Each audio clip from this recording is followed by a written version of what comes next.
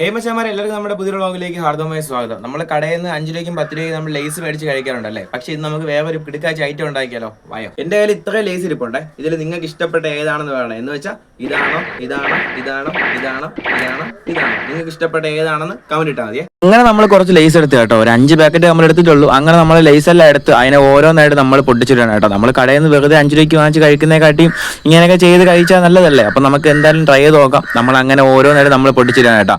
അങ്ങനെ പൊട്ടിച്ചിട്ടാൽ മാത്രം പോരല്ലോ, നമ്മളൊന്ന് ടെസ്റ്റ് ചെയ്ത് നോക്കട്ടെ. അങ്ങനെ നമ്മളൊന്നിട്ട് കഴിച്ചു നോക്കേട്ടോ. ഇനിയാണ് നമ്മുടെ പ്രധാന പരിപാടി. ഒരു തക്കാളി വേണം, ഒരു സവാള വേണം, അതുപോലെ തന്നെ കുറച്ച് നാരങ്ങ വേണം കേട്ടോ. ഇനി നമുക്ക് പരിപാടി തുടങ്ങിയാലോ. അങ്ങനെ നമ്മൾ ലേസിലോട്ട് നമ്മളെടുത്ത ഉള്ളിയും തക്കാളി നമ്മൾ അരിഞ്ഞിട്ട് കേട്ടോ. അത് മാത്രം പോലെ ഒരു പച്ചമുളകും കൂടി അരിഞ്ഞിട്ട് കൊടുക്കണം, എങ്കിലേ അതിൻ്റെ ഒരു ഇത് കിട്ടത്തുള്ളൂ. പിന്നെ കുറച്ച് നാരങ്ങ പിഴിഞ്ഞ് വെച്ച് കൊടുക്കുക.